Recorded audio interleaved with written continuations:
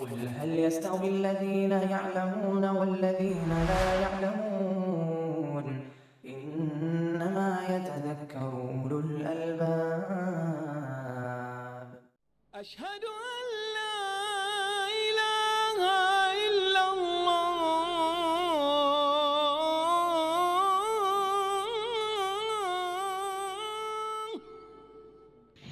الحمد لله رب العالمين والعاقبة للمتقين ولا عدوان إلا على الظالمين والصلاة والسلام على نبيه وخليله وخيرته من خلقه محمد وعلى آله وأصحابه وأزواجه وذرياته وأهل بيته ومن تبعهم بإحسان إلى يوم الدين أما بعد.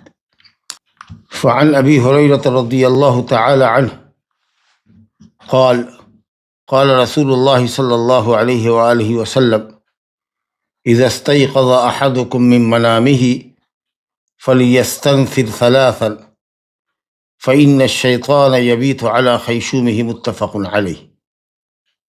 وضو کا باب چل رہا ہے. ہم نے ایک درس کتاب الوضو سے باب الوضو سے لیا ہے.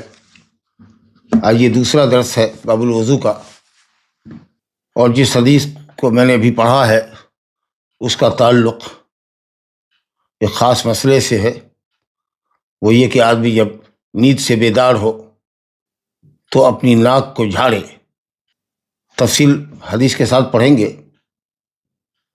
ابو ہریرہ رضی اللہ عنہ راوی ہیں، کہتے ہیں کہ رسول اللہ صلی اللہ علیہ وآلہ وسلم نے فرمایا اذا استيقظ احدكم من منامه،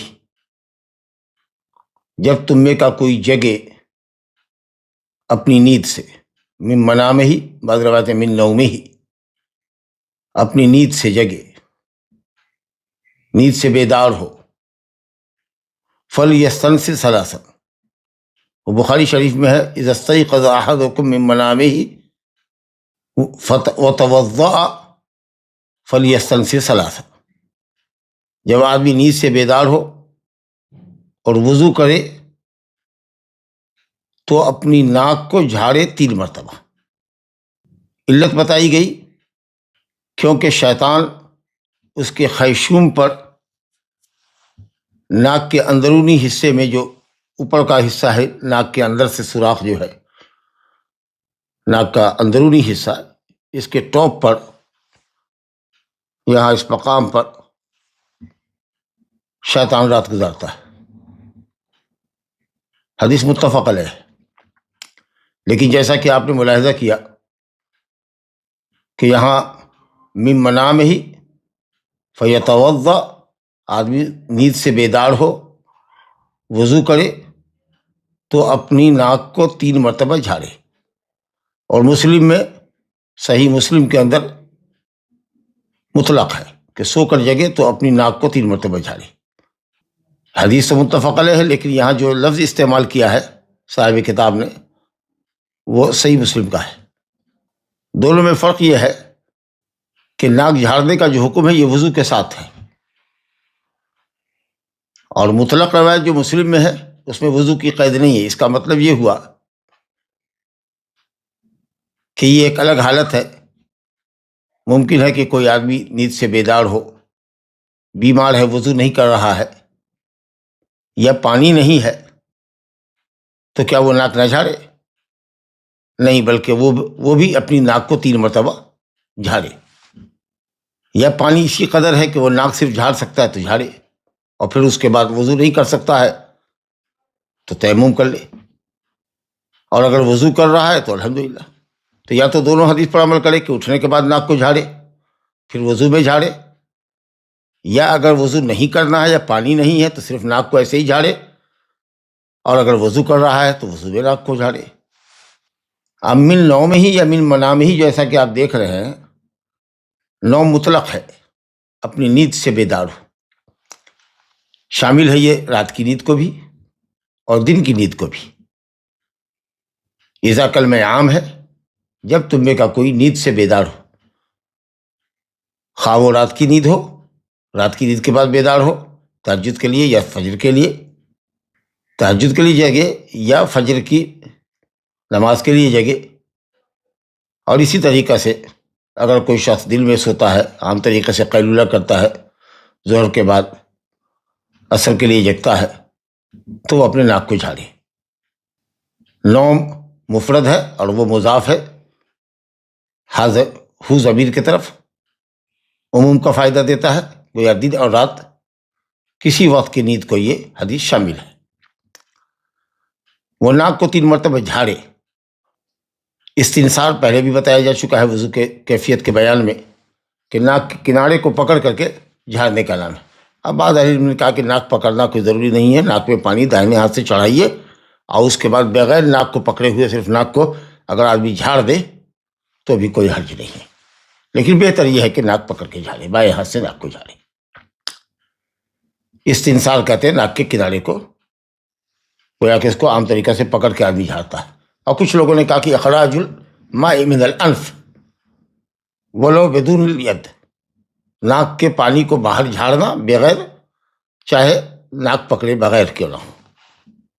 اب یہ سلاسن جو ہے یہ نائب ہے مفعول جو مطلق یہاں محذوف ہے، یعنی فلیستنثر استنثارا، یعنی خوب اچھی طرح سے ناک جھاڑے. تو اور کتنی مرتبہ؟ سلاسن. اچھا یہ سلاسن جو ہے یہ بھی مسلم کے الفاظ میں ہے، بخاری میں نہیں ہے، صرف فلیستنثر ناک جھاڑے. تو ایک فائدہ یہ ہوا کہ مسلم کے الفاظ جو انہوں نے استعمال یہاں پر کیے ہیں، پسند کیا ہے، اس میں سلاسن کی قید لگی ہوئی ہے کہ 3 مرتبہ ناک کو جھاڑے. اچھا فلیستنشق نہیں کہا کہ 3 مرتبہ ناک میں پانی چڑھائے، کیونکہ ہو سکتا ہے کہ استنشاق کوئی لے، پانی لے اور نہ جھاڑے. بہت سے لوگ ہوتے ہیں جو ناک میں دوا چڑھاتے ہیں یا پانی چڑھاتے ہیں، تیل چڑھاتے ہیں، نسوار لینا جس کو کہتے ہیں، لیکن جھاڑتے نہیں. لیکن جب استنثار کہا تو اس کا مطلب یہ کہ استنشاق کے بعد ہی استنثار ہوگا. تو یہ لفظ استنثار جو ہے وہ استنشاق کو شامل ہے، جبکہ استنشاق استنثار کو شامل نہیں ہے. ضروری نہیں کہ آدمی ناک پہ پانی چڑھاوے. استنشاق کہتے ہیں ناک کے میں پانی لینا اور ناک کی ہوا سے اس کو دماغ تک لے جانا یا ناک کے اوپری حصے تک لے جانا. تو ضروری نہیں کہ استنشاق کے بعد وہ جھاڑے ہی، لیکن جھاڑنے کا حکم ہے تو یہ شامل ہے کہ ناک میں پہلے پانی چڑھائے گا، اس کو جھاڑے گا. تو اس طریقہ سے استنشاق کی جو تکمیل ہوتی ہے وہ استنثار سے ہوتی ہے. تو صرف اسی لیے یہ لفظ اختیار کیا گیا کہ ناک کو جھاڑے. یہ بھی کہہ سکتے تھے کہ ناک میں پانی چڑھائے، لیکن کہا نہیں، جھاڑے، کیونکہ استنثار استنشاق کو شامل، پہلے ناک میں پانی لے پھر جھاڑے. علت بتائی گئی فَإِنَّ الشَّيْطَانَ يَبِيتُ عَلَى خَيْشُومِهِ. علت پر آنے سے پہلے بتاتے ہیں کہ شیطان اس کے خیشوم پر یبی تو رات گزارتا ہے. اب یہ بات ہے، یبی تو بیتوتت کہتے ہیں رات گزارنے کو. چاہے آدمی کو نیند آئے یا نہ آئے، رات جہاں اس نے گزاری ہے اس کو بیتوتت کہتے ہیں. اَيْنَ بِتَّ الْبَارِحَةَ یا اَيْنَ بِتَّ اللَّيْلَ، صبح میں آدمی کوئی کہے کہاں رات تم نے گزاری. تو اب یہاں پر یہ اس بنیاد پر یہ وضاحت ہے کہ یبی تو کا لفظ چاہتا ہے کہ یہ حکم ہے رات میں لمبی نیند سونے کے بعد جگنے والا اپنی ناک کو جھاڑے 3 مرتبہ وضو میں، یا اگر وضو نہیں کرنا چاہتا ہے تو ایسے ہی. لیکن لفظ منام جیسا کہ ہم نے پڑھا نوم مطلق ہے. تو اب اس بنیاد پر علماء کا اختلاف ہے. بعض علماء کہتے ہیں کہ یہ حکم شامل ہے صرف رات کی نیند کو، رات کی نیند کے بعد. اور کچھ لوگ یہ کہتے ہیں کہ فی الغالب آدمی چونکہ رات میں سوتا ہے اور لمبی نیند سوتا ہے، اس لیے یہ حکم ہے. ورنہ یہ ہے کہ کسی بھی وقت اگر سو کر کے جگتا ہے تو وہ اپنی ناک کو جھاڑے. تو یہ لفظ بیتوتت چاہتا ہے رات کی نیند یا رات گزارنا، اور منام کا نوم کا اطلاق چاہتا ہے کہ دن اور رات دونوں کے لیے یہ حکم شامل ہے. اچھا یہ امر جو ہے، امر فلیستنثر، امر یہ وجوب کے لیے. استنشاق اور استنثار کا ذکر پہلے بھی آیا ہے. حضرت عثمان رضی اللہ عنہ نے جو وضو کا طریقہ سکھلایا، حمران مولا عثمان کی جو روایت ہم نے پچھلے درس میں پڑھی ہے، اس میں انہوں نے نبی صلی اللہ علیہ وسلم کے وضو کا طریقہ نقل کیا ہے. تو کلی بھی کیا ہے، ناک میں پانی بھی لیا ہے. لیکن یہاں اس حدیث کو اسپیشلی ابو ہریرہ رضی اللہ عنہ کس لیے لائے کہ یہاں حکم ہے نبی صلی اللہ علیہ وسلم کا کہ اپنے ناک کو وہ جھاڑے، اور امر جو ہے وہ وجوب کے لیے آتا ہے. حالانکہ نبی کریم صلی اللہ علیہ وسلم کا کوئی وضو بغیر کلی اور ناک میں پانی لیے اور جھاڑے نہیں ہوا ہے. یعنی بلا مزمزہ کے اور استنشاق کے کوئی وضو ہوا ہی نہیں. اور مواظبت خاص کر کے حنفیہ کے نزدیک اگر فعل ہو اور فعل پر نبی صلی اللہ علیہ وسلم نے اپنی مواظبت برتی ہو تو وجوب کی دلیل ہے. کچھ اکثر لوگ کہتے ہیں کہ نہیں، فعل اگرچہ مواظبت ہو وجوب کی دلیل نہیں ہے. تو اس لیے یہاں پر حدیث جو لائے ہیں اس میں فلیستنثر لام امر ہے، لیکن اس سے پہلے فا آ جائے، واو آ جائے، ثم آ جائے تو پھر وہ لام جو امر کی جو لام مکسور ہوتی ہے لیستنثر ہوتا، لیکن فا پہلے آیا ہوا ہے تو اس لیے فلیستنثر پڑھتے ہیں. ولیعلم ثم لیقضوا تفثہم. تو ثم واو اور فاؤ، اگر فا لام امر سے پہلے آتا ہے تو لام امر ساکن ہوتا ہے، تو اس لیے فلیستنثر کہا گیا. لام امر ہے اور امر وجوب کے لیے آتا ہے، الا یہ کہ قرینہ پایا جائے، اور قرینہ نہیں ہے تو گویا کہ نبی صلی اللہ علیہ وسلم کا فعل اور وہ لوگ جو کہتے ہیں کہ مواظبت وجوب کی دلیل ہے، اس سے بھی وجوب ثابت ہوا ناک کے جھاڑنے کا، اور پھر یہاں تو حکم ہے اور حکم امر وجوب کے لیے ہے. لہذا راجح قول یہ ہے کہ ناک میں پانی لینا اور ناک میں سے پانی جھاڑنا یہ واجب ہے. یہی قول امام احمد کا اور اسحاق بن راہوے کا، اور جمہور ائمہ حنفیہ اور مالکیہ اور شافعیہ کہتے ہیں کہ یہ سنت ہے. جبکہ حنفیہ وضو میں غسل سنت کہتے ہیں، لیکن غسل جنابت میں یا غسل حیض وغیرہ میں عورت کے لیے کلی کرنے اور ناک میں پانی ڈالنے کو اور ناک جھاڑنے کو، کلی اور ناک میں پانی ڈالنے کو واجب کہتے ہیں. لیکن مالکیہ اور شافعیہ غسل میں اور وضو میں ہر دو جگہ سنت ہی کہتے ہیں، اور حنابلہ ہر دو جگہ واجب کہتے ہیں، اور انشاءاللہ راجح قول یہی ہے. بہرحال اب آگے بڑھتے ہیں. فإن الشیطان یبیت علی خیشومہ، شیطان اس کے خیشوم پر رات گزارتا ہے، اوپری حصے پر نہیں، نیچے اندر والے حصے میں. اب اس کو اگر عقل کی کسوٹی پر تولیں گے کہ بھئی شیطان تو ایک بھاری بھرکم جسم والا ہوگا، یہ ناک کی پتلی سوراخ میں کیسے گھستا؟ اللہ کی قدرت ہے. ہم مسلمان ہیں، مومن ہیں، اللہ رسول کا فرمان ہے آمنا وصدقنا. اگر علت کسی چیز کی سمجھ میں آ جاتی ہے تو علم پر علم کا اضافہ ہوتا ہے، ہدایت پر ہدایت ملتی ہے. جو علم کی روشنی ہمیں حاصل ہے اس میں مزید چلا اور چمک پیدا ہوتی ہے. لیکن اگر علت سمجھ میں نہیں آتی ہو تو چونکہ اللہ رسول کا قول ہے انما کان قول المؤمنین اذا دعوا الی اللہ ورسولہ لیحکم بینہم ان یقولوا سمعنا واطعنا. مومن کا شیوا ہے کہ جب اللہ اور اس کے رسول کے قول کی طرف اور اللہ اور اس کے رسول کے فرمان کی طرف بلایا جائے تو وہ بلا چون و چرا کہے کہ ہم نے سنا اور اطاعت کی. سمع و طاعت یہ ایمان والوں کی شان ہے. اور پھر ویسے بھی ہم جانتے ہیں کہ شیطان کے مختلف احوال ہے، مختلف اس کے رنگ و روپ ہے، اور اللہ رب العالمین نے اس کو کسی بھی شکل میں آنے کی قدرت اور طاقت دے رکھی ہے. اس میں اللہ کی حکمت ہے.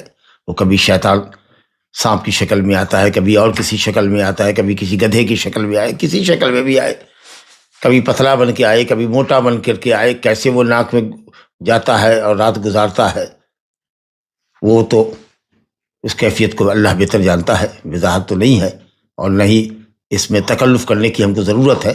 بس نبی صاحب نے فرمایا کہ چونکہ شیطان اس کے خیشوم پر اندرونی ناک کے اوپری حصے کے اوپر رات گزارتا ہے، اس لیے اس کو 3 مرتبہ جب جھاڑو گے تو شیطان نکل جائے گا. لا الہ الا اللہ. تو یہ حکم ایک طرح سے آپ سمجھ لیجئے کہ علت تو بتائی آپ نے، لیکن یہ علت معلولہ نہیں ہے، ہم اس کی وجہ اپنی عقل سے نہیں سمجھ پا رہے ہیں.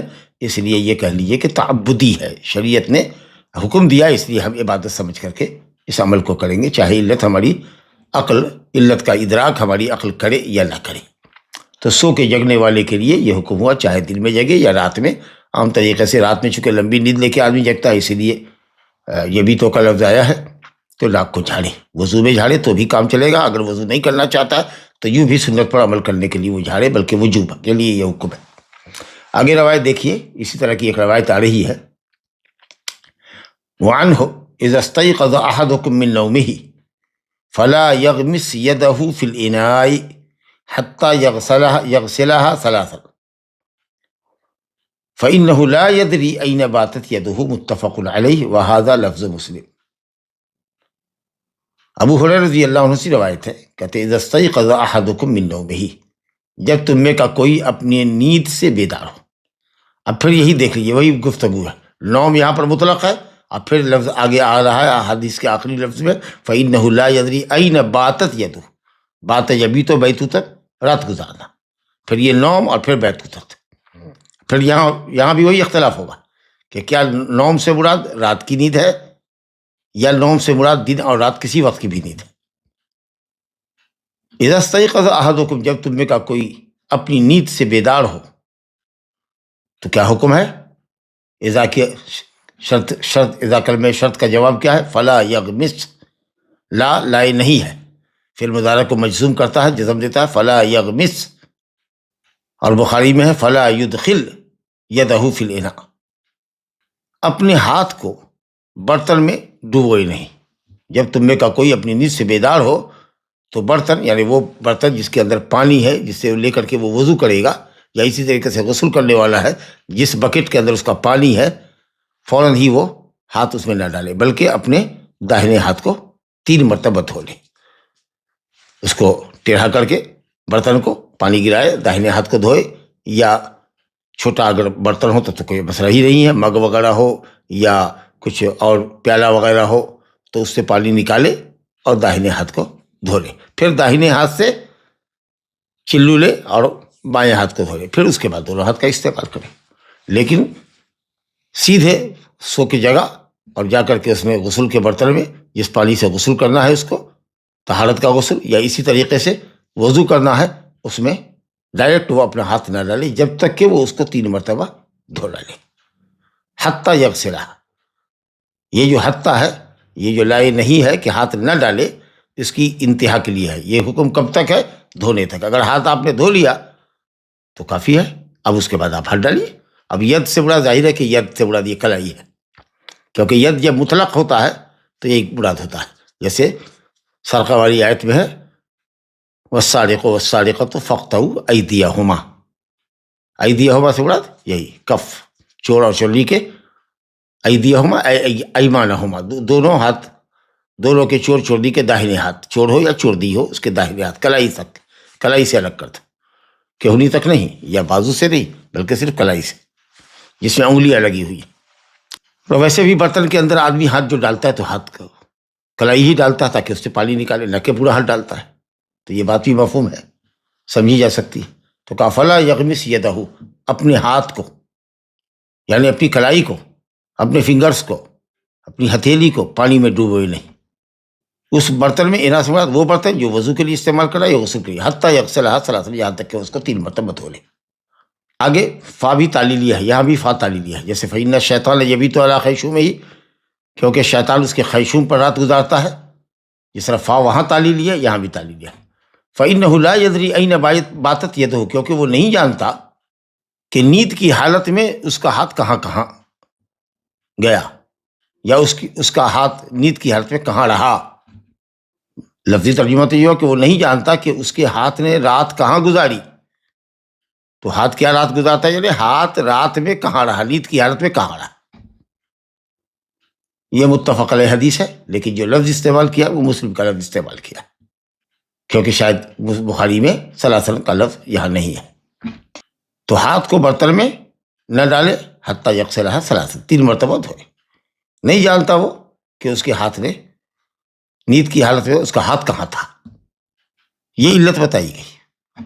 اب آپ دیکھیے اس کا معنی کیا ہے۔ امام شافعی رحمۃ اللہ علیہ کے حوالے سے حافظ ابن حجر رحمۃ اللہ علیہ نے فتح الباری میں نقل کیا کہ ہو سکتا ہے کہ اس کا ہاتھ نیند کی حالت میں محل نجاست سے ہو کر گزرا ہو، یا اس نے نیند کی حالت میں محل نجاست کو چھوا ہو، قبل کو یا دبر کو۔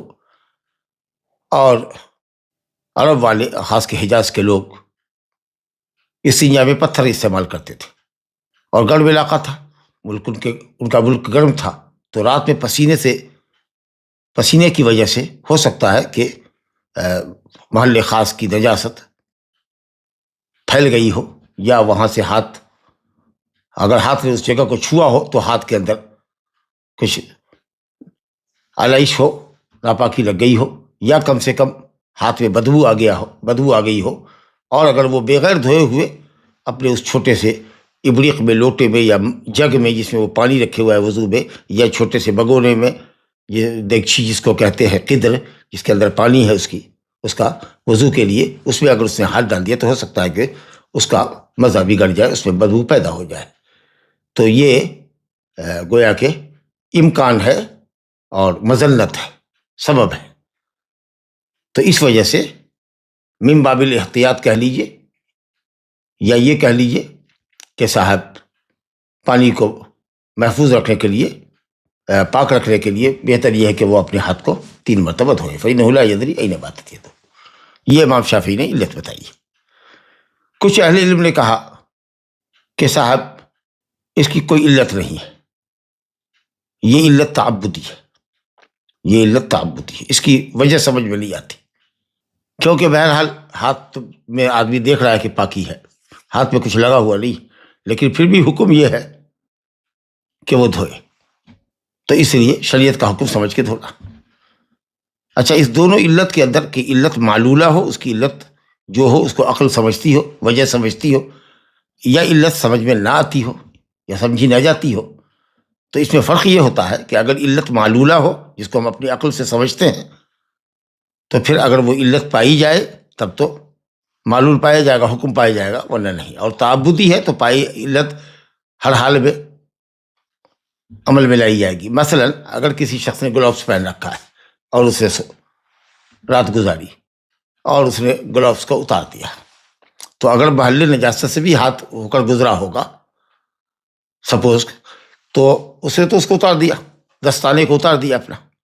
اب اگر وہ بغیر دھوئے ہوئے بکٹ میں ڈالتا ہے یا برتن میں ہاتھ ڈالتا ہے داہنا ہاتھ اور پانی نکالتا ہے، کوئی حرج کی بات نہیں. کیونکہ اگر محل نجاست سے ہاتھ گزرا بھی ہے یا محل نجاست کو ہاتھ نے چھوا بھی ہے، تو ہاتھ کے اوپر جو لفاف پڑا ہوا تھا، جو گلوز تھا، اسے اس کو اتار دیا، تو اب ہاتھ دھونے کی ضرورت نہیں ہے کیونکہ وہ علت پائی نہیں گئی. لیکن اگر تعبدی علت کہیں گے تو چاہے آپ کے ہاتھ میں گلوز ہو یا نہ ہو، آپ کو برتن میں ہاتھ ڈالنے سے پہلے اپنا ہاتھ دھونا پڑے گا. یہاں یہ بات فائدے سے خالی نہیں ہوگی کہ شیخ الاسلام بھی شاید اسی طرف گئے ہیں کہ صاحب اس حکم پر عمل کرنا چاہیے، شریعت کا حکم سمجھ کر کے، چاہے ہاتھ پر خرقہ، ٹکڑا، کوئی کپڑے کا ٹکڑا یا گلوز لگا ہی کیوں نہ ہو، کیونکہ ہو سکتا ہے کہ شیطان اس کے ہاتھ سے اسی طرح کھلواڑ کرتا ہو اور اس کو آلائش کرتا ہو گندی چیزوں سے، جس طریقے سے اس کے ناک میں وہ گھس کر کے کھل کرتا ہے.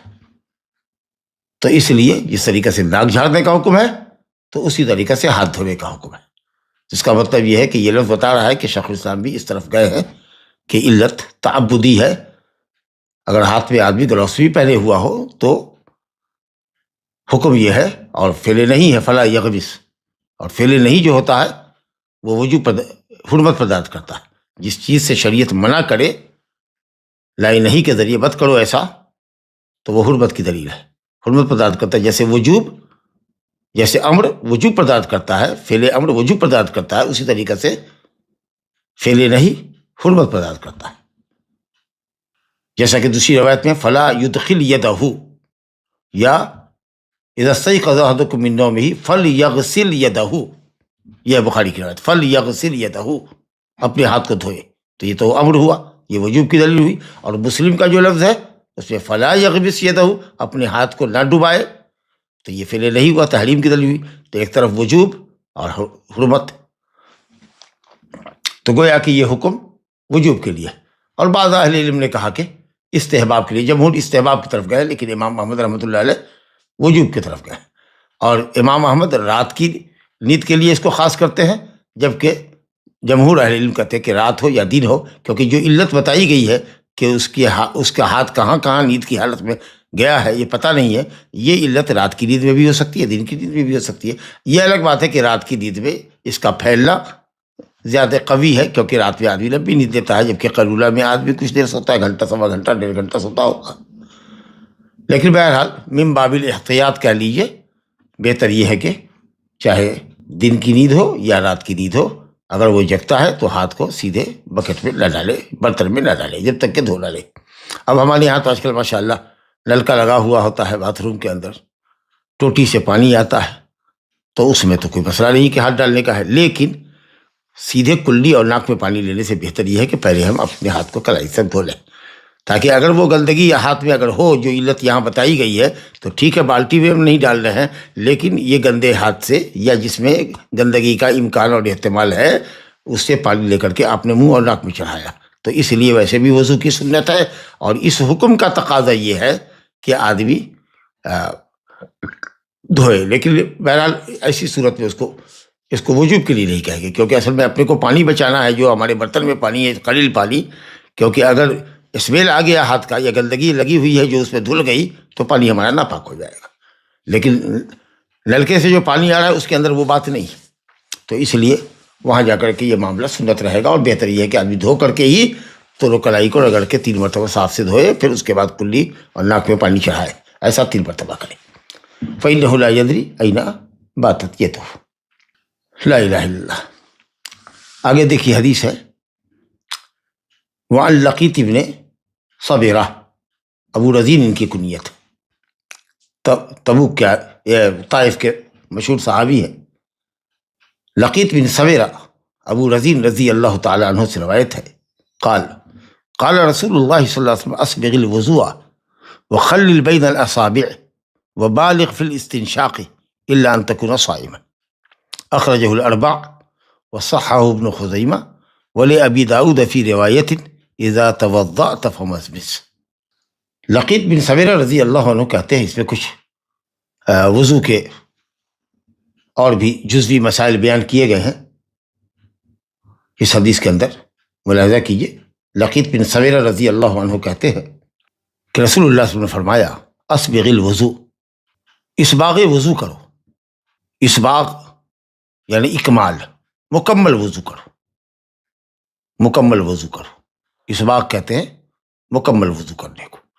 اب یہ مکمل وضو 2 طرح سے ہوگا، ایک تو اسباغ واجب ہے اور ایک اسباغ مستحب ہے۔ اسباغ واجب یہ ہے کہ کم از کم 1 مرتبہ ہر عضو کو دھوئے تاکہ وہ عضو دھلے، اور جو اعضائے مغسولہ کی جو حد ہے، جس عضو کی جو حد ہے اس پوری حد پر اس کا ہاتھ گزرنا چاہیے تاکہ کوئی جگہ خشک نہ رہے،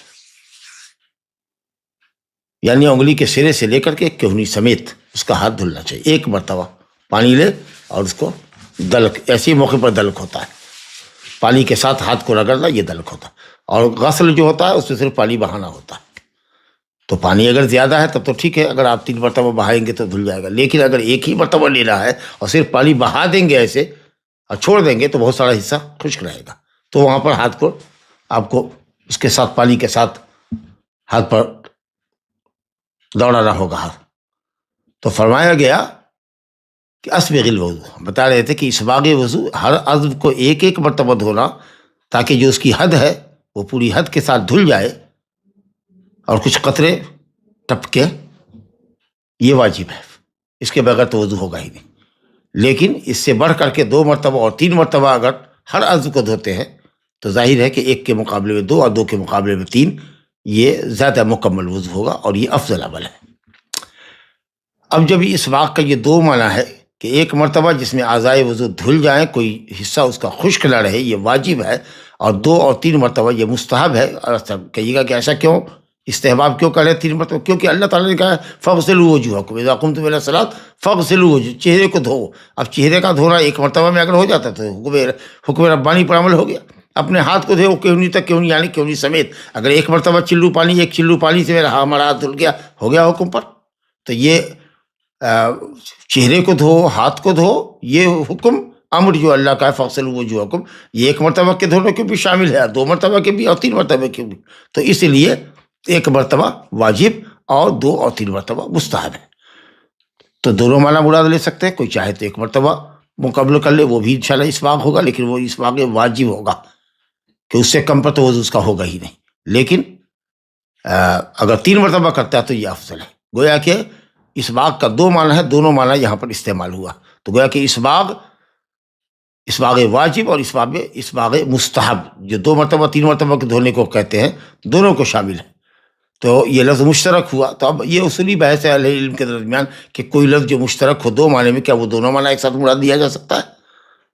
تو بعض اصولیوں نے کہا اور بعضوں نے کہا کہ نہیں. تو انہوں نے کہا کہ یہاں پر اسبغ الوضو سے صرف وہ بعد والا مراد ہے، 2 مرتبہ 3 مرتبہ، کیونکہ مسلم شریف وغیرہ بھی حدیث آئی ہے کہ نبی صلی اللہ علیہ وسلم نے فرمایا کہ الا ادلکم علی ما یمحو اللہ بہ الخطایا، کہ کیا میں تم کو وہ بات نہ بتاؤں کہ جو کرو تو اللہ تعالیٰ تمہاری غلطیوں کو معاف کر دے. اور اس کے بعد آپ نے یہ فرمایا کہ اسبغ الوضو، وضو مکمل کرو، علی المکارہ، تکلیف کے باوجود. جیسے ابھی جاڑے میں وضو کرنا تکلیف دہ ہے تو یہ کیا. تو ظاہر ہے کہ جو اس طرح کی فضیلت ہے وہ فضیلت صرف واجب کے ادا کرنے پر نہیں ہوگی، بلکہ واجب سے بڑھ کر کے اگر دھوئے گا تو کریں گے. تو اس لیے انہوں نے کہا کہ یہاں پر اسباغ جو ہے وہ 2 اور 3 مرتبہ کی صفائی اور ستھرائی کے ساتھ مکمل اعضاء وضو کو دھونے کا نام ہے، جو کہ مستحب عمل ہے. وہی مراد ہے یہاں پر اسبغ الوضو، مکمل وضو کرو، یعنی 3 مرتبہ دھو. یہ کمال درجہ ہے.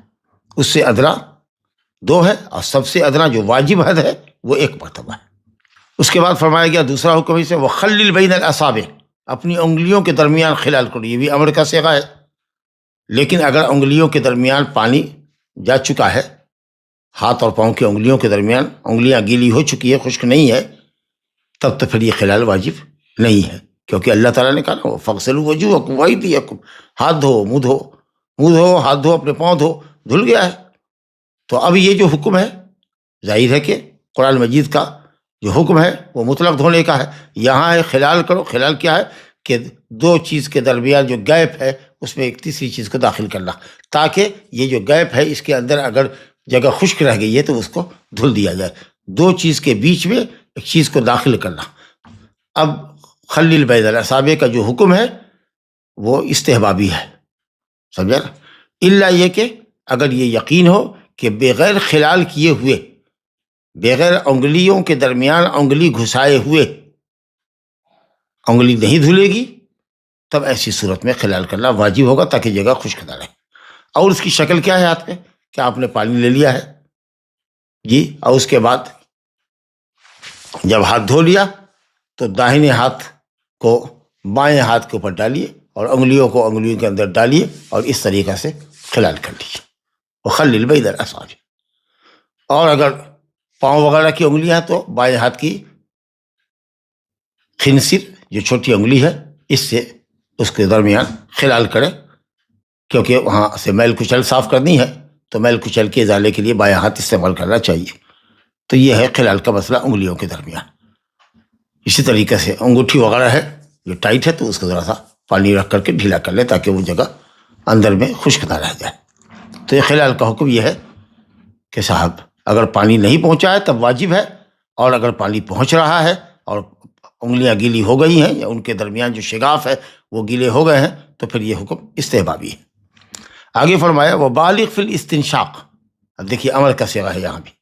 استنشاق میں یعنی ناک میں پانی چڑھانے میں، ناک میں پانی لینے میں مبالغہ کرو، یعنی ہوا سے شدت کے ساتھ، قوت کے ساتھ ناک کی ہوا سے پانی کو اوپر تک لے جاؤ.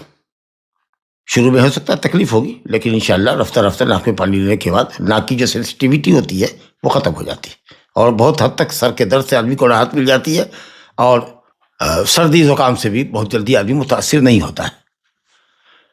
تو کہا گیا کہ ناک میں پانی چڑھانے میں مبالغہ کرو. تو یہاں تو استنشاق کا حکم ہوا، اور آگے ہم پہلے حدیث پڑھ چکے ہیں آج کے درس کی، ابو ہریرہ رضی اللہ عنہ کی قولی حدیث کہ نبی صلی اللہ علیہ وسلم نے فرمایا فَلْيَسْتَنْثِرْ ثَلَاثًا، ناک کو 3 مرتبہ جھاڑے. کلی اور ناک میں پانی ڈالنے کا، یا کلی ناک میں پانی ڈالنے اور ناک جھاڑنے، کلی کرنا، ناک میں پانی ڈالنا اور ناک جھاڑنا، یہ تو ہم نے فعلی حدیث میں پڑھا حضرت عثمان کی روایت میں. لیکن یہاں قولی روایت کے لیے لایا ہے کہ یہ جو فعل سے ثابت ہے ناک جھاڑنا اور ناک میں پانی چڑھانا، یہ نبی صلی اللہ علیہ وسلم کے حکم سے بھی ثابت ہے، لہذا اسی لیے یہ وجوب کی دلیل ہے واضح طور پر. تو کہا وہ بالغ فی الاستنشاق، ناک میں پانی لینے میں اور ہوا سے اس کو دماغ تک لے جانے میں یا ناک کے اوپری سرے تک لے جانے میں مبالغہ کرو. یہ امر بھی جیسا کہ بتایا ہے وجوب کے لیے. الا ان تکون صائما، مگر یہ کہ تم روزے دار ہو تو پھر مبالغہ مت کرو، کیونکہ اگر ناک میں پانی لیا اور ناک کی ہوا سے پانی اوپر سے لے گئے تو ناک کا سیدھا راستہ حلق سے ملتا ہے. اگر آپ نے ڈراپ ٹپکایا اور بہت محتاط نہیں رہے اور تھوڑی سی ہوا لے لی ناک سے تو سیدھے حلق کے نیچے آئے گا.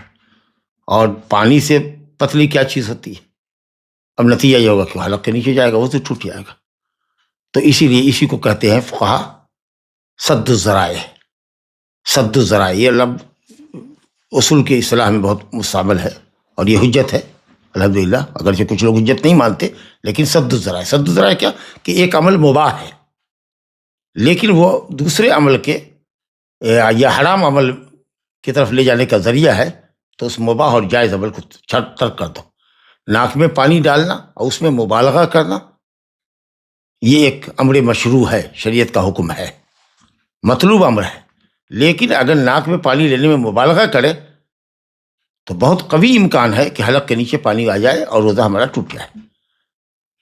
تو اس لیے سد الذریعہ کے طور پر ایک عمل کو ہم چھوڑ رہے ہیں، یعنی مبالغہ سے ناک میں پانی لینا چھوڑنا نہیں ہے، ناک میں تو پانی لینا ہے لیکن ہلکی ہوا سے پانی ایسے کہ ناک کے آدھی ناک تک گیا، لیکن خوب مبالغہ سے چڑھانا یہ روزے کی حالت میں صحیح نہیں ہے، کیونکہ نبی صلی اللہ علیہ وسلم نے روزے کی حالت میں مبالغہ کرنے سے، ناک میں پانی شدت سے، قوت سے، ہوا سے چڑھانے سے منع فرمایا. اور اسی کو آپ کہہ لیجیے یہ کہ صاحب درء المفاسد اولا من جلب المصالح. یہ بھی اصول فقہ کا بڑا مشہور قاعدہ ہے کہ مفسدت کا دفعیہ مصلحت کے حصول پر مقدم ہوتا ہے. ایک طرف تو مصلحت ہے کہ شریعت کے حکم پر عمل کیا جائے، مبالغہ سے پانی چڑھایا جائے، قوت سے پانی چڑھایا جائے ناک کے اندر، لیکن ایک دوسری مفسدت یہ ہے کہ روزہ ٹوٹنے کا قوی امکان ہے. تو اس مصلحت کے حصول پر یعنی مبالغہ فی الاستنشاق کے مقصد پر درء المفسدت کہ روزہ ہمارا نہ ٹوٹے یہ مقدم ہے. اور یہ اور بھی جگہ پر دیکھیے، بہت سی جگہ پر ہے وَلَا تَسُبُّوا الَّذِينَ يَدْعُونَ مِن دُونِ اللَّهِ فَيَسُبُّوا اللَّهَ عَدْوًا بِغَيْرِ عِلْمٍ. معبودان باطلہ کو گالی نہ دو. کہیں ہو سکتا ہے کہ ان کے معبودان باطلہ کو گالی دینا اللہ رب العالمین کی گالی کا سبب بن جائے. بت پرست غیر اللہ کے پجاری اپنے اصنام کی حمیت میں اللہ حق یا الہ حق کو گالی دیتے، تو اس لیے اگر یہ خطرہ ہے تو مت گالی دو. چلیے صاحب، تو فرمایا گیا کہ مبالغہ کرو پانی ناک میں لینے میں مگر روزے دار ہو. تو 3 حکم اس میں ہم نے پڑھا. اسباغ وضو، مکمل وضو کرو. اب یہ 1 مرتبہ واجب اسباغ ہے، 2 3 مرتبہ یہ مستحب اسباغ ہے. خلل بین الاصابع، اپنی انگلیوں کے درمیان، چاہے وہ انگلیاں ہماری ہاتھ کی ہوں یا پاؤں کی ہوں، جیسا کہ ابن عباس رضی اللہ عنہ کی روایت ترمذی میں ہے کہ خلل بین اصابع یدیک ورجلیک، اپنے ہاتھ کی اور اپنے پاؤں کی انگلیوں کے درمیان خلال کرو. اگر پانی آسانی سے پہنچ رہا ہے تو واجب حکم نہیں ہے، جیسے فغسلوا کا عموم چاہ رہا ہے، اطلاق چاہ رہا ہے کہ صرف بھگانا کافی ہے. اور اگر پانی نہیں پہنچ رہا ہے تو پھر خلال واجب ہوگا. اور تیسرا حکم یہ ہوا کہ پانی ناک میں لینے میں مبالغہ کرو مگر یہ کہ تم روزے دار ہو. اس حدیث کو اربعہ نے نقل کیا، یعنی سنن اربعہ نے، ابو داؤد ترمذی نسائی ابن ماجہ نے. اور اس حدیث کو ابن خزیمہ نے صحیح کہا ہے. اور کہتے ہیں کہ ابو داؤد کی ایک روایت میں ہے، لگتا ہے کہ اس حدیث سے الگ امام ابو داؤد نے اس حدیث کو بیان کیا ہے، اس جملے کو صرف اذا توضأت فمضمض.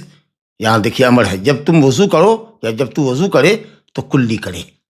یہ بھی مضمض امر کا صیغہ ہے. اب یہاں اس جملے کو لایا ہے، یہ بڑا قیمتی جملہ ہے کہ کلی کرنا نبی صلی اللہ علیہ وسلم کے فعل سے تو ثابت ہے ہی. اچھا، ناک میں پانی ڈالنا بالغ فی الاستنشاق امر کا صیغہ ہے. فلیستنشق ثلاثا، ناک کو 3 مرتبہ جھاڑے، یہ بھی امر کا صیغہ ہے جو وجوب پر دلالت کرتا ہے. کلی کرنے کے سلسلے میں قولی حدیث اب تک نہیں آئی تھی، صرف نبی صلی اللہ علیہ وسلم کا فعل نقل کیا گیا تھا. یہاں ابو داؤد کی روایت میں ایک روایت کے اندر ہے اور حدیث کی سند صحیح ہے کہ جب وضو کرو تو کلی کرو. اب ماشاءاللہ یہ حکم امر کے صیغے سے بھی ثابت ہو گیا، یعنی قولی حدیث بھی ہو گئی. تو اس لیے کلی کرنا اور ناک میں پانی ڈالنا جیسا کہ ابھی بتایا کہ واجب ہے، وضو کے اندر بھی اور غسل کے اندر بھی. ایک تو اس لیے کہ نبی صلی اللہ علیہ وسلم کا کوئی وضو کوئی غسل بغیر مزمزہ کے، بغیر استنشاق و استنثار کے نہیں تھا. کلی اور ناک میں پانی ڈالے بغیر نہیں ہوتا تھا. دوسرے یہ کہ امر کا صیغہ بھی ہے، حکم ہے، اور امر وجوب کے لیے آتا ہے الا یہ کہ دلیل صارف موجود جو وجوب سے اس کو ندب کی طرف پھیرے. اور ظاہر ہے کہ نبی صلی اللہ علیہ وسلم کی جو حدیث ہے وہ قرآن مجید کا بیان ہے.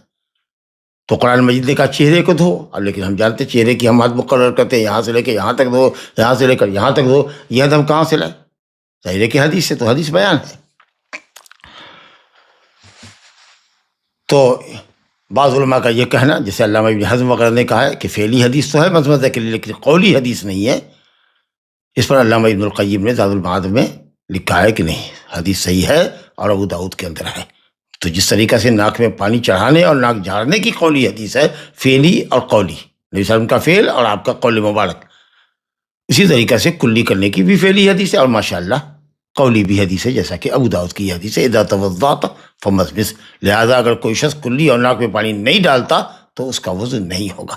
لیکن جو لوگ سنت کہتے ہیں وہ کہتے ہیں فغسلوا وجوہکم، قرآن کا وجوہ، اور وجہ کہتے ہیں جو سامنے کا حصہ ہو، ظاہر ہو، یہ منہ اور ناک جو ہے وہ باطنی حصہ ہے، اور جو امام احمد ہے وہ کہتے ہیں کہ منہ اور ناک چونکہ چہرے میں داخل ہے، اس لیے چہرہ کو دھو کلی کے ساتھ، ناک میں پانی ڈالنے کے ساتھ، جیسا کہ نبی صلی اللہ علیہ وسلم کا فعل رہا ہے اور قول رہا ہے، کیونکہ جس نے بھی وضو کی کیفیت نقل کی ہے اس نے کسی ایک حدیث میں بھی کلی اور ناک میں پانی نہ ڈالنے کی بات نہیں کہی ہے۔ دیکھیں آگے روایت، وعن عثمان رضی اللہ تعالی عنہ ان النبی صلی اللہ علیہ وسلم کان یخلل لحیتہ فی الوضوء، اخرجہ الترمذی وصححہ ابن خزیمہ۔ حضرت عثمان رضی اللہ تعالی عنہ کی حدیث ہے کہ نبی صلی اللہ علیہ وسلم اپنی داڑھی کا خلال کرتے تھے، وہی خلال چمڑے کو بھگوتے تھے، چمڑے کو، داڑھی کے چمڑے کو بھگوتے تھے، اپنی انگلی سے اپنی داڑھی کا خلال کرتے۔ لحیہ جو جبڑا ہے جس کے اوپر یہ بال نکلے ہوئے ہیں، اور یہ ٹھڈی جہاں دونوں جبڑے، دونوں طرف کے دائیں اور بائیں جبڑے یہاں کر کے ملتے ہیں، یہ نیچے تک حلق کے شروع ہونے سے پہلے، گردن شروع ہونے سے پہلے تک، تو یہ پورا حصہ دونوں طرف کا اور یہ ٹھڈی لحیہ ہے۔ وضو کے اندر نبی صلی اللہ علیہ وسلم خلال کرتے تھے۔ اب یہ حکم آپ کا فعل ہے، خلیل بین الاصابع تو حکم ہے، لیکن یہاں نبی صلی اللہ علیہ وسلم کیا کرتے تھے، اور اکثر حدیثوں کے اندر خلال لحیہ کا ذکر نہیں ہے، لیکن حضرت عثمان کی یہ روایت صحیح ہے اور کئی طرق سے آئی ہے، بلکہ بعض لوگوں نے کہا کہ 12 حدیثیں اس معنی کی شہادت دیتی ہے، شواہد جو ہیں 12 شواہد ہیں اس کی۔ اگرچہ امام احمد نے کہا کہ تخلیل لحیہ کے سلسلے میں کوئی حدیث نہیں ہے، جیسا کہ امام ابو داؤد نے نقل کیا ہے مسائل امام محمد بن حنبل میں، ان کے بیٹے کے حوالے سے، عبداللہ بن احمد کے حوالے سے، لیکن امام بخاری رحمۃ اللہ علیہ نے حضرت عثمان کی حدیث کو قابل حجت گردانا، اور ترمذی نے، ابن خزیمہ نے اور دوسرے بڑے اکابر علماء نے بھی اس کو صحیح کہا ہے۔ تو اس لیے داڑھی کا خلال مستحب ہے، علماء نے کہا کہ واجب تو نہیں لیکن مستحب ہے۔ اب داڑھی اگر گھنی ہو تو اس کے لیے خلال مستحب ہے، اور یہ ہے کہ ایک پانی لے لیجیے انگلی کے اندر، چلو کے اندر، اور اس سے مختلف حصے کو تھپ تھپائیے اور انگلی کے ذریعے، تر انگلی کے ذریعے داڑھی کے چمڑوں کو بھگوئیے، یا ایک یہ ہے کہ کلو لے کر کے ٹھڈی کے نیچے تحت الحنک مارا پانی، اور اس کے بعد تر انگلیوں سے داڑھی کو خلال کر لیا۔ اور اگر کبھی نہیں کرتے ہیں، صرف سامنے کا جو اوپن حصہ ہے اس کو دھو لیا اور داڑھی پر ہاتھ پھیر لیا تر ہاتھ، تو الحمدللہ کافی ہوا۔ لیکن اگر داڑھی بالکل ہلکی ہو کہ نیچے کا چمڑا نظر آتا ہو تو پھر بال کی جڑ بھگونا کہ چمڑا بھگ جائے۔ اگر اوپر سے چمڑا نظر آتا ہو، داڑھی کے اوپر سے جو داڑھی کے نیچے چمڑا ہے وہ اگر اوپر سے نظر آتا ہو تو پھر اس چمڑے کا بھگونا واجب ہوگا۔ تو یہ داڑھی کے خلال کے سلسلے میں بات ہوئی۔ اگر گھلی داڑھی ہے تو پھر خلال مستحب ہوگا، صرف جو اوپن حصہ ہے، کھلا ہوا حصہ ہے، اس کو دھونا واجب ہے، داڑھی کا خلال مستحب ہے۔ لیکن اگر بہت ہلکی داڑھی ہے اور چمڑا اوپر سے نظر آتا ہے تو پھر بال کی جڑوں کا بھگانا واجب ہے۔ اخرجہ الترمذی وصححہ ابن خزیمہ۔ آگے ایک دو روایت اور دیکھیں۔ وعن عبداللہ بن زید رضی اللہ تعالی عنہ، عبداللہ بن زید بن عاصم المازنی رضی اللہ عنہ کی حدیث بھی ہم پڑھ چکے ہیں طریقہ وضو میں۔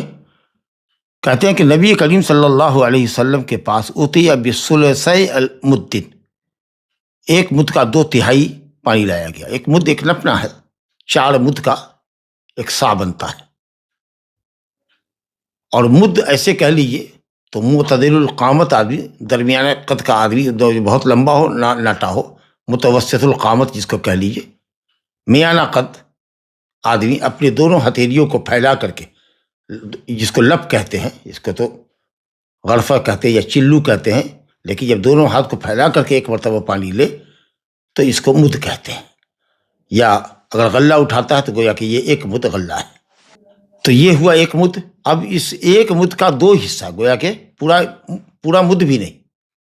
اگر اس کا وزن لوگوں نے کہا ہے ایم ایل کے اندر کہ صاحب یہ ایک مد جو ہے وہ 750 ایم ایل ہے، کیونکہ 4 مد کا جو ہوتا ہے وہ 1 سا ہوتا ہے، اور 1 سا 3 کلو کا ہوتا ہے، اور کلو جو ہوتا ہے وہ لیٹر سے تھوڑا بڑا ہی ہوتا ہے، زیادہ ہی ہوتا ہے.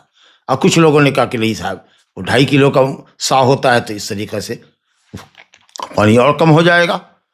تو ایک مد اگر مان لیجئے کہ 750 ایم ایل ہے، اور کسی کے یہاں اگر وہ 600 ایم ایل کے قریب ہے، مثال کے طور پر 600 کچھ ایم ایل، تو اس کا 2/3 گویا 400 ایم ایل پانی کے اندر، 400 ایم ایل پانی کے اندر.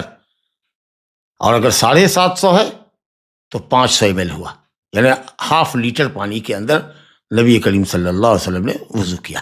اب ظاہر ہے کہ ½ لیٹر پانی کے اندر آپ وضو کریں گے تو اکثر ایسا ہوگا کہ ایک مرتبہ دھونے کی نوبت آئے گی. اور ایک مرتبہ دھونے کا مطلب یہ کہ پانی کے ساتھ جس ہاتھ سے آپ دھو رہے ہیں، جس ہاتھ کو، جو ید غاسلہ ہے اور ایک ید مغسولہ ہے، مثلا داہنے ہاتھ سے ہم بائیں ہاتھ کو دھو رہے ہیں، ایک چلو پانی لیا اور ہاتھ کو ڈالا، تو پانی کے ساتھ ہاتھ ہمارا اس کے اوپر چلنا چاہیے. پانی کے ساتھ جو ہاتھ پر چلتا ہے اس کو دلک کہتے ہیں، جس کو رگڑنا کہتے ہیں اردو اصطلاح میں. تو گویا کہ ہاتھ پھیرتے تھے پانی کے ساتھ. اور جیسا کہ میں نے ابھی بتایا کہ غسل کہتے ہیں پانی بہا دینے کو. آپ نے حنفیہ کھولی، جی نلکی کھولی اور اس کے نیچے ہاتھ ڈال دیا. اگر نہیں بھی چھوا اور پانی بہہ گیا پورے ہاتھ پر، دیکھ رہے کہ یہ خشک نہیں ہے، تو آپ کا ہو گیا غسل، ہو گیا، فاغسلوا وجوہکم ہو گیا. لیکن یہ دلک والی جو کیفیت ہوتی ہے کہ پانی کے ساتھ ہاتھ آپ کا ہاتھ پر گزرے، یا پانی کے ساتھ آپ کا ہاتھ چہرے پر گزرے، یہ ایک مرتبہ میں یہ صورت ضروری ہو جائے گی. تو فجعل یدلک ذراعیہ، نبی صلی اللہ علیہ وسلم ذراع کو، ہاتھ کے اوپر کلائی کے اوپر جو ہے یہ جو حصہ ہے موٹا والا حصہ وہ ذراع ہے، اسی لیے ایک ذراع کہتے ہیں ایک ہاتھ کو. اور یہ کہنی کے اوپر کا جو حصہ ہے یہ آپ کا عضد ہے، اور یہ جو آپ کا حصہ ہے یہ منکب ہے، شولڈر جس کو کہتے ہیں. تو نبی کریم صلی اللہ علیہ وسلم ذراع کے اوپر، یعنی کہنو سے پہلے اور کلائی سے اوپر کا جو موٹا حصہ ہے ہاتھ کا، اس پر آپ اپنے ہاتھ کو رگڑتے تھے. اس طریقے سے پانی لے کر کے آپ اپنے دونوں ہاتھ کو رگڑتے تھے، چہرے کو رگڑتے تھے، پاؤں کو رگڑتے تھے. تو اگر ایک مرتبہ آپ کریں گے تو بغیر ہاتھ کو اس پر گزارے ہوئے نہیں کام چلے گا. صرف ایک مرتبہ میں پانی بہا دیجیے گا تو کبھی بھی عضو آپ کا ٹھیک سے نہیں دھلے گا. اور یہ آپ نے کیا ہے 2/3 مد، ایک مد کا 2 حصہ، 2/3. اور جیسا کہ کہا نا کہ اگر کسی نے 3 لیٹر مانا ہے یا 3.25 لیٹر مانا ہے تو 750 سے 800 ایم ایل ہوتا ہے. اور اس طریقہ سے ½ لیٹر پانی میں نبی صلی اللہ علیہ وسلم نے وضو کیا ہے. لیکن اگر کبھی ضرورت ہو، حاجت ہو، تو اب یہ تحدید اتنی لازم نہیں ہے کہ آپ اس سے زیادہ پانی نہیں لے سکتے. اور ہو سکتا ہے کہ تھوڑا اس سے کم میں بھی ہو، 1 گلاس پانی کے اندر بھی آدمی وضو کر لے، مجبوری اگر ہوتی ہے تو، مطلب لیکن عضو بھیگنا چاہیے اور اسراف نہیں ہونا چاہیے. پانی کی اگر فراوانی بھی ہو تو پانی ضرورت سے زیادہ استعمال نہیں کرنا چاہیے. لیکن یہ تحدید ایسی نہیں کہ آپ اس سے زیادہ اگر کر لیتے، 1 لیٹر پانی سے اگر وضو کر لیتے ہیں یا 1.5 لیٹر پانی استعمال کر لیتے ہیں تو غلط ہے. لیکن یہ کہ آپ نے نلکی کھول رکھی ہوئی ہے، پانی بہہ رہا ہے، یہ اسراف ہے. تو اس کا خیال وضو کرنے والے کو رکھنا چاہیے کہ پانی ضرورت سے زیادہ نہ بہائے. عبداللہ بن زید کی ہی روایت میں یہ دوسری جو حدیث ہمارے سامنے ہے وہ یہ ہے کہ کیا کان کے لیے نیا پانی لینے کی ضرورت ہے؟ اب یہ حدیث دیکھ لیجیے. کہتے ہیں وعنہ، عبداللہ بن زید رضی اللہ عنہ سے روایت ہے کہ انہوں نے نبی صلی اللہ علیہ وسلم کو دیکھا کہ وہ اپنے دونوں کان کے لیے پانی لے رہے ہیں، اس پانی کے علاوہ جو آپ نے اپنے سر کے لیے لیا تھا. گویا کہ کان کے مسح کے لیے آپ نے نیا پانی استعمال کیا. پانی لیا، دونوں ہاتھ میں ڈالا اور اس کے بعد جھاڑا، اور پھر کان کی انگلی میں، جیسا کہ ہم پڑھ چکے ہیں، سباحتین، انگلیوں کو کان کے سوراخ میں ڈالا اور اسی سے اندرونی حصے کو مسح کیا اور انگوٹھے سے کان کے اوپری حصے کا مسح کیا. پانی نیا لیا کان کے مسح کے لیے. کہتے ہیں بیہقی نے اس حدیث کو روایت کیا اور کہا کہ اس کی سند صحیح ہے، اور ترمذی نے بھی اس کو صحیح کہا ہے. لیکن دیکھیے حافظ ابن حجر کا ریمارک، یہاں اس کتاب کی اہمیت واضح ہوتی ہے، وہ یہ ہے، کہتے ہیں یہی حدیث اسی سند سے مسلم میں ہے. وَهُوَ عِنْدَ مُسْلِمٍ مِنْ هَذَا الْوَجْهِ بِلَفْظٍ وَمَسَحَ بِرَأْسِهِ بِمَاءٍ غَيْرِ فَضْلِ يَدِهِ. کہا کہ نبی کریم صلی اللہ علیہ وسلم نے اپنے سر کا مسح کیا اس پانی کے علاوہ پانی سے جو آپ کے ہاتھ میں بچا ہوا تھا، یعنی ہاتھ دھونے کے بعد ہاتھ دھویا آپ نے، ہاتھ دھویا، ہاتھ دھونے کے بعد جو ہاتھ میں تراوٹ تھی، اس تراوٹ کو آپ نے سر کے مسح کے لیے اور کان کے مسح کے لیے کافی نہیں سمجھا، بلکہ سر کے مسح کے لیے آپ نے نیا پانی لیا اور سر کا مسح کیا، یا تو ایک ہاتھ سے لیا، لے گئے آگے پیچھے کر لیا، یا دونوں ہاتھ کے اندر لیا اس طریقے سے آگے پیچھے لے گئے، یا جیسا کہ سنن کی روایت میں ہے کہ ایک چلو سے پانی لیا اور اس کو دونوں ہاتھ پہ لے کر کے سر پہ ڈال دیا، کچھ خطرے ظاہر ہے کہ نیچے گریں گے بھی، اور اس کے بعد پھر ہاتھ کو اسی پانی کے اوپر سے گزار دیا۔ کہتے ہیں کہ یہ سر کے لیے نبی صلی اللہ علیہ وسلم نے نیا پانی لیا تھا، گویا ہاتھ دھونے کے بعد جو ہاتھ میں تراوٹ تھی وہ کافی نہیں ہوا بلکہ نیا لیا، اور یہ اس سے یہ سمجھ میں آیا کہ ہر عضو جو مستقل ہے اس کے لیے ماء جدید مطلوب ہے، چہرے کے لیے ماء جدید مطلوب ہے، ہاتھ کے لیے ماء جدید مطلوب ہے، سر کے مسح کے لیے ماء جدید ہے، پاؤں کے لیے ماء جدید ہے، کیونکہ یہ سب مستقل عضو ہے، ایک دوسرے سے الگ ہے۔ لیکن کان کے سلسلے میں نبی صلی اللہ علیہ وسلم نے فرمایا ہے الاذنان من الراس، یہ حدیث موقوفاً بھی ہے مرفوعاً بھی ہے، لیکن بہت زیادہ طرق ہے۔ علامہ حافظ ابن حجر نے لکھا ہے کہ اس سے کمتر درجے کی جو روایتیں ہوتی ہیں وہ کثرت طرق کی وجہ سے قابل حجت ہوتی ہیں، اور الاذنان من الراس والی تو اتنی سند ہے کہ یہ حسن درجے کی حدیث ہے۔ تو جب کان مستقل عضو نہیں ہے بلکہ وہ سر کا ہی حصہ ہے، جیسا کہ مرفوع اور موقوف روایت کے اندر آیا ہے، تو پھر اس کے لیے الگ سے پانی لینے کی تھیوری نہیں بنتی ہے۔ اور جو حدیث ہے یہ جس کو بیہقی نے صحیح کہا ہے، اگر مان لیجئے کہ اس کی سند صحیح بھی ہے تو علامہ حافظ ابن حجر کہتے ہیں وہو المحفوظ، یہی لفظ محفوظ ہے۔ اس کا مطلب یہ ہے کہ وہ جو ہے کہ کان کے لیے آپ نے سر کے پانی کے علاوہ پانی لیا، نیا پانی لیا، یہ لفظ غیر محفوظ ہے، یہ محفوظ ہے وہ غیر محفوظ ہے۔ اب یہ اصطلاح ہے حدیث کی، محفوظ اور غیر محفوظ۔ غیر محفوظ حدیث شاذ ہوئی جس میں راوی ثقہ ہو کر اسقے کی مخالفت کرے، اپنے سے زیادہ ثقہ راوی کی مخالفت کرے، اور محفوظ وہ ہے جس میں اسقہ راوی ثقہ کی مخالفت کرتا ہے۔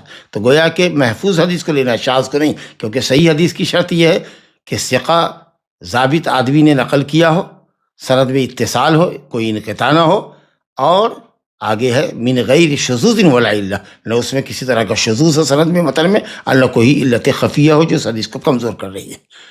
تو حدیث صحیح ہونے کے لیے شرط یہ کہ وہ شاذ نہ ہو۔ گویا حافظ ابن حجر یہ اشارہ کر رہے ہیں کہ کان کے لیے پانی لینے کی جو حدیث ہے مرفوعاً نبی صلی اللہ علیہ وسلم کی کے حوالے سے جو نقل کی گئی ہے وہ حدیث شاذ ہے، اور جو محفوظ حدیث ہے، جو اقوا ہے، زیادہ قوی حدیث ہے، وہ یہ ہے کہ یہ حکم سر کے لیے نہ کہ کان کے لیے۔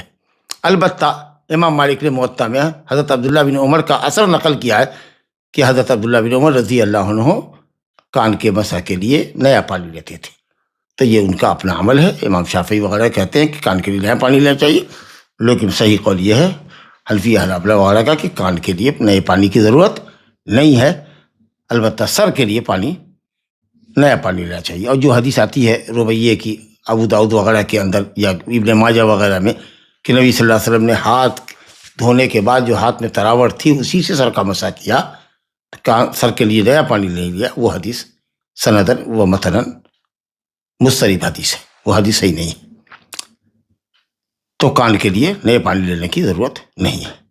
اب اس کے بعد جو حدیث ہے ہمارے سامنے وہ وضو کی فضیلت کے بیان میں، انشاءاللہ ہم یہی رکتے ہیں۔ ھذا وباللہ التوفیق وصلی اللہ وسلم وبارک علی نبینا محمد وعلی آلہ وصحبہ اجمعین۔ السلام علیکم ورحمۃ اللہ وبرکاتہ۔ شیخ، پہلا سوال ہے، اگر غسل کرنے کے بعد آدمی موزہ پہنے تو کیا عشاء تک مسح کر کے کام چلا سکتا ہو اگرچہ کہ ٹھنڈ نہ ہے؟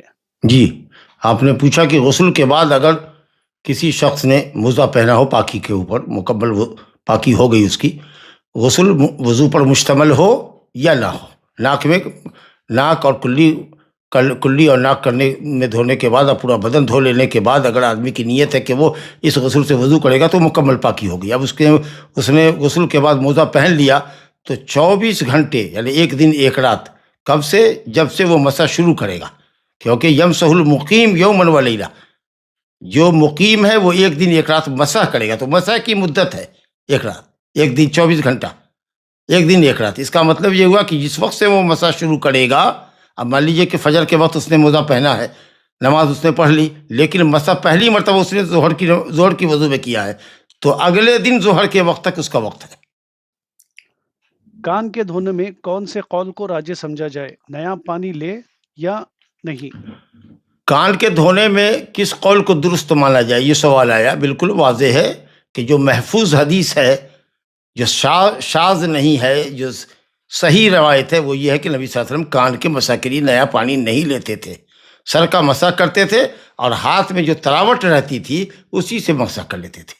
اگر کسی نے مسح کیا اور ہاتھ بالکل اس کا ڈرائی ہو گیا، خشک ہو گیا، تب تو اس کے لیے مجبوری ہے، وہ پانی نیا لے گا ہی۔ لیکن اگر اس نے گیلے ہاتھ سے مسح کر لیا ہے اور اب اس کے ہاتھ میں ابھی تراوٹ ہے، ڈرائی نہیں ہوا ہے وہ، تو پھر وہ اسی سے کان کا مسح کرے گا، نیا پانی نہیں لے گا۔ راجح قول یہ ہے کہ نیا پانی نہیں لیں گے۔ کلی کرنے کے لیے جو پانی لیا جاتا ہے، کیا اسی سے ناک بھی صاف کرے یا دوسرا پانی لے؟ الحمدللہ حدیث یہی ہے، صحیح حدیث یہی ہے کہ کلی اور ناک میں پانی ڈالنے میں وصل ہونا چاہیے، یعنی کچھ پانی منہ میں لے، کچھ ناک میں چڑھائے۔ ایسا ایک مرتبہ تو ضروری ہے کیونکہ یہ اسباغ واجب ہے۔ اگر 2 مرتبہ کلی اور ناک میں پانی لیتے ہیں، 3 مرتبہ لیتے ہیں، تو یہ اسباغ وضو مستحب مکمل ہے۔ تو اس کی شکل یہ ہوگی کہ چلو سے تھوڑا پانی منہ میں لے، تھوڑا پانی ناک میں چڑھائے۔ اب منہ کے اندر پانی کو گھما کر کے پانی کو باہر پھینکے، ناک کو صاف کرے اور بائیں ہاتھ سے ناک کو جھاڑے۔ تھوڑا پانی کو یا منہ میں لینا ہے، تھوڑا اسی پانی کا کچھ باقی حصہ ناک میں چڑھانا ہے۔ پچھلے درس میں بتلایا گیا تھا کہ الکوہول اگر 50% سے کم ہے تو یوز کر سکتے ہیں، مثلا پرفیومس وغیرہ میں، تو یہ 50% کی دلیل کیا ہے؟ جزاک اللہ خیر۔ مسئلہ پہلے ہی بتایا گیا تھا کہ الکوہل پاک ہے کہ ناپاک، شراب پاک ہے کہ ناپاک ہے، یہ اہل علم کے درمیان خاصا موضوع ہے بحث کا۔ کچھ لوگوں نے کہا کہ ناپاک ہے کیونکہ قرآن نے کہا رجس ہے، اور کسی نے کہا کہ نہیں، اس میں مانوی نجاست ہے، وہ یہ کہ آدمی کی عقل معوف ہو جاتی ہے، خیر و شر کی تمیز ختم ہو جاتی ہے، ورنہ وہ اصلاً بنی ہے یا بنائی گئی ہے پاک چیز سے، لہذا وہ پاک ہے۔ پینا الگ چیز ہے، مسکر ہونا اس کے حرام ہونے کی دلیل ہے، لیکن ہر حرام چیز ناپاک نہیں ہوتی، لیکن جو بھی ناپاک ہوتی ہے وہ حرام ہوتی ہے۔ تو جب وہ پاک ہے تو مسئلہ یہ ہے کہ صاحب اگر وہ 100% بھی ہے، تو جو لوگ کہتے ہیں کہ الکوہل ناپاک نہیں ہے، شراب ناپاک نہیں ہے، اگر وہ پاک چیز سے بنائی گئی ہے تب تو کوئی مسئلہ ہی نہیں ہے۔ لیکن جن لوگوں نے اس کو ناپاک بھی کہا ہے شراب کو، جیسے شیخ بن باز وغیرہ ہیں، تو ان لوگوں نے یہ کہا کہ چونکہ مسئلے میں اختلاف ہے اور ناپاکی کی دلیل بہت واضح نہیں ہے اور دونوں طرف دلائل قویہ ہیں، اس لیے احتیاط کا پہلو یہ ہے کہ 50% کو ضابطہ بنایا جائے کہ اگر اس سے کم ہے تو مانا جائے گا کہ صاحب جو جزء جس پر کلام ہے اہل علم کا وہ کم ہے، اور دوسرا جو مادہ ہے وہ غالب ہے، تو غالب مادے کی زیادہ اہمیت ہوتی ہے۔ جیسے اگر دودھ پانی ملا کر کے کسی بچے کو پلایا جائے لیکن عورت کے دودھ کی کوانٹٹی زیادہ ہو اور ملنے والے پانی کی کوانٹٹی کم ہو، تو جو زیادہ کوانٹٹی میں ہے اس کا اعتبار ہوگا، تو اس وجہ سے یہ ضابطہ اہل علم نے بنایا ہے۔ باقی رہا کہ اگر آپ اس سے کم کو بھی ناپاک سمجھنے کا نظریہ رکھتے ہیں ان علماء کی قول سے یا دلیل سے آپ مطمئن ہیں، تو آپ 10% بھی ہے تو آپ کے جسم پر لگ گیا تو ناپاک ہے، آپ اس کو استعمال نہ کریں۔ اور اگر جو علماء کہتے ہیں پاک ہے، اگر اس سے آپ 100% متفق ہیں تو آپ 100% کو بھی ناپاک نہیں کہہ سکتے۔ لیکن بیچ کی جو رائے ہے وہ زیادہ اچھی ہے کہ صاحب اگر ناپاک کہتے بھی ہم الکوہل کو یا شراب کو، تو چونکہ اختلاف ہے اور دلیل دونوں طرف مضبوط ہے، تو اسی لیے مستحلق کا اعتبار نہیں کیا جائے، یعنی جو مادہ کہ اس کی کوانٹٹی کم ہو اس کا اعتبار نہیں ہوتا ہے، اور زیادہ جو مادہ پاک ہے وہ اس کے اندر ہے لگا ہوا، تو اس پہلو سے یہ بات آئی تھی۔ واللہ اعلم۔ مسح کرنے کے لیے موزے یعنی ساکس لیدر کے ہی ہونا چاہیے کیا؟ سوال یہ ہے کہ موزہ چاہے جو بھی موزہ ہو، نائلون کا ہو، سوتی ہو، اونی ہو، تمام موزہ ہے، یہ جورب ہے۔ خف علماء نے کہا ہے کہ چمڑے کے بنے ہوئے کو کہتے ہیں، اکثر حدیث میں الفاظ خف کے آئے ہیں، لیکن سنن کے اندر روایت کئی سندوں سے آئی ہے کہ نبی صلی اللہ علیہ وسلم کان یمسح علی الامامۃ والجوربین، نبی صلی اللہ علیہ وسلم امامہ پر اور جوربین پر۔ لفافۃ الرجل، علامہ عینی حنفی کہتے ہیں کہ پیر کا لفافہ، پیر میں جو چیز پہنی جائے، سواء کان من جلد او من قطن او من صوف، چاہے وہ سوتی ہو چاہے وہ اونی ہو، کچھ بھی ہو، اور راجح قول یہی ہے۔ تو حدیث کئی سندوں سے آئی ہے جورب پر مسح کرنے کے لیے، اس لیے یہ صحیح ہے۔ اگر چمڑے کا ہے تو بہت اچھا ہے کہ وہ تو خیر انشاءاللہ تعالیٰ متفق علیہ معاملہ ہے، لیکن جورب اگر نائلون اور سوت کے اور ان کے بھی موزے ہیں تو الحمدللہ حدیث ہمارے پاس جورب کے مسح پر موجود ہے، اس لیے خف ضروری نہیں ہے۔